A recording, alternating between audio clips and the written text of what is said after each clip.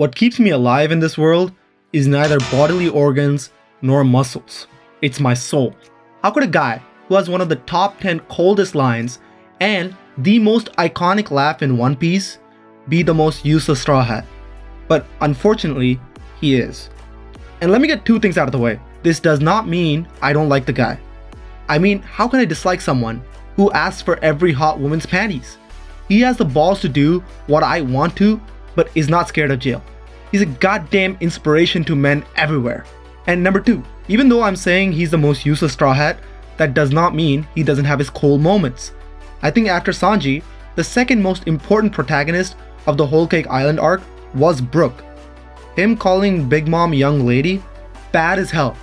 Him casually being like, oh, you mean the road poneglyph? I got that shit right here. Again, awesome as fuck. But outside of these moments, his character has been quite, how do I put it? We always knew the Straw Hats were gonna get a musician. It was only a matter of when, where, and who. I mean, the amount of times Luffy talked about getting a musician, I bet he would give everyone away before Brook if they played a second round against the Foxy Pirates. And if you have not watched the Foxy Pirates arc, you're missing out on the funniest 10-ish episodes in the entire show. And you might ask, why do they need a musician so badly? Here's a clip that will perfectly summarize the need for a musician, especially for someone like Luffy, who's basically a cocaine-addicted monkey. Man got so bored he almost read a book. A book!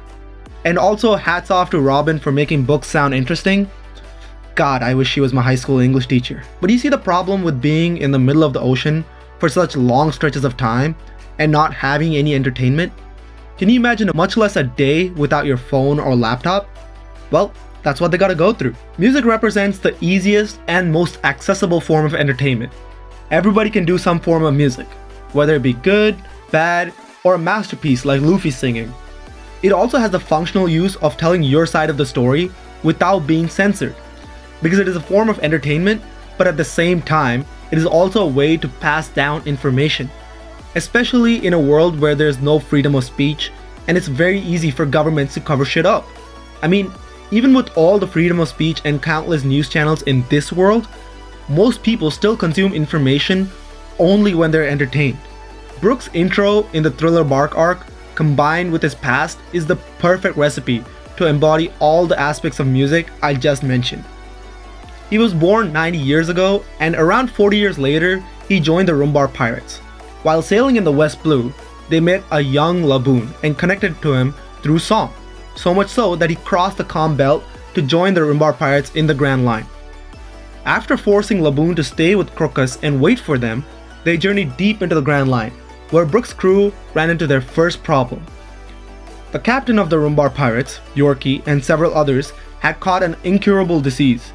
To keep the disease from spreading to the rest of the crew, Yorkie decided to take himself and the infected on the Rumbar Pirates' first ship to try and leave the Grand Line. On basically his deathbed, Yorkie told Brooks to send him off by playing his favorite song, Binks Sake. Kohei Tanaka, the composer who designed and wrote the song, said that he tried to make it both lighthearted and sad at the same time. And we see both sides of that during the Thriller Bark arc. When it's played for Laboon, you feel jolly and want to swing from side to side. But when the same song is played for Yorkie, it sounds distant and low-key a little depressing. And when they record the song for Laboon, it's the combo of both emotions. They're happy to sing the song and show it to Laboon later on, but it is also the end of their journey and they're slowly dying from poison. The best example of this is when it's played by Brook at the end of the arc. Luffy instantly recognizes the song when he starts playing it on the piano and starts dancing along with everyone else. But only Brook looks sad. I started reading the manga around the Dressrosa arc, and this is one of the parts I am really glad to have watched before read, because not only is the song a bop, but both shades of the song perfectly interplay with each other by showing one scene of people dancing and the other Brook playing with the voices of all his dead crewmates. And then they sprinkle in some scenes of him singing it alone and reminiscing about his past when he was on the broken boat for 50 years. It was one of the most heartbreaking yet uplifting scenes in One Piece, because it made you want Brooks on the crew. You felt his loneliness, and you wanted it to end by him joining the crew. When Luffy first asks him, It feels gimmicky and you think he's gonna end up as one of the hundreds of goofy characters that gets asked to be on the crew, but after hearing about his past and his connection to Laboon midway through the arc, I actually thought he would end up like Vivi, someone that the entire crew vibed with but cannot join because of a higher priority. I thought he was gonna rush to Laboon immediately and the Straw Hats would get a different musician somewhere down the line. But by the end of the arc, the way Brook interacted with others, especially Frankie and Zoro, convinced me that he should join the crew. His interactions with Frankie in particular were my favorite. Frankie was always surrounded by people who tried to help him onto the right path, but was too stubborn to see it until it caused the death of his mentor Tom. He basically tried to unalive himself when he tried to stop the sea train with his body.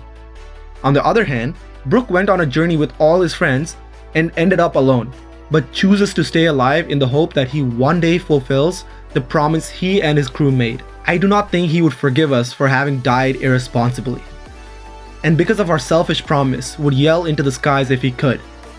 That death isn't an apology, because a man once said that they absolutely would come back.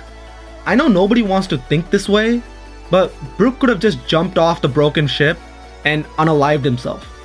If he thought that way even once during that lonely 50 years, there would have been nobody to stop him. That dynamic between Frankie and Brook, where Brook probably would not have joined the crew because he wanted to meet Laboon, and Frankie would not have been able to completely get over Tom's death because he continued to blame himself. So why did I call Brook the most useless Straw Hat? Was I clickbaiting you? Nah. I genuinely do believe that Brook, unfortunately, is the most useless Straw Hat. The first reason I believe this is also one of the main reasons we are intrigued by him, his yearning to go back to Laboon. Unlike all the other Straw Hats' dreams, it is easy to imagine and is practically guaranteed.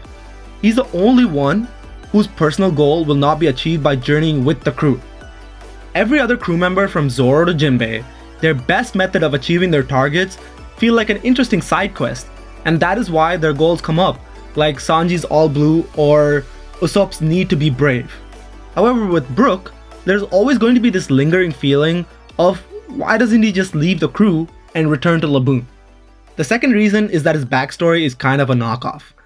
The concept of someone being lonely and then Luffy coming and saving them like a shining prince on a horse has been repeated to exhaustion with Usopp, Nami, Sanji, Chopper, Robin, and Frankie. And I know that there are differences and intricacies that make each story special.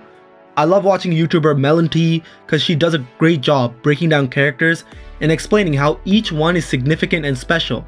Definitely check her out if you haven't already, but if you take a step back, there's a very simple pattern that feels exhaustive.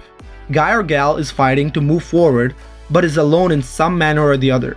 Luffy comes along, fights and fixes their problem, and then they join the crew. The third reason is his humor. I like the gags where he keeps asking for women's panties or about how he's nothing but bones, but again, if you take a step back and look at the type of comedy he provides, well, the perverted stuff had been present with Sanji and later on Frankie.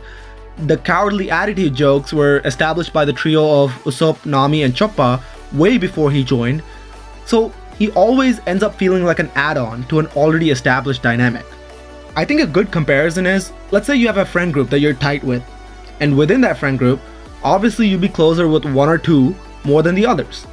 Doesn't mean you don't love the other guys, but you just might connect and have more similarities with that one dude.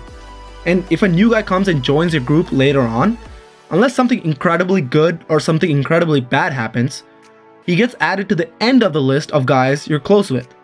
Similarly, One Piece took 1,000 episodes to build characters and give them elaborate backstories, strengths, weaknesses, and shit. It is obvious you're going to be more emotionally attached to characters you saw for 1,000 episodes compared to only 500, if they're pretty similar. Jinbei suffered a similar problem, as many questioned him joining the crew.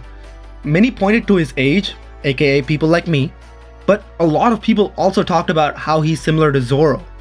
The only two advantages Brook has over Jinbei is that he joined the crew before the time skip and that he's the musician.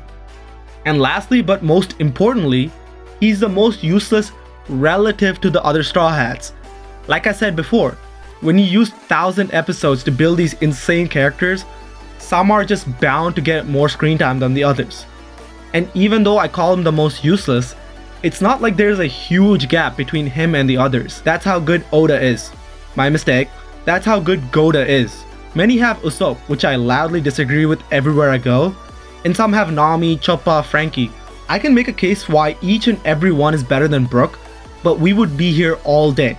The only real contenders for this unholy title in public forums are Brook and Usopp.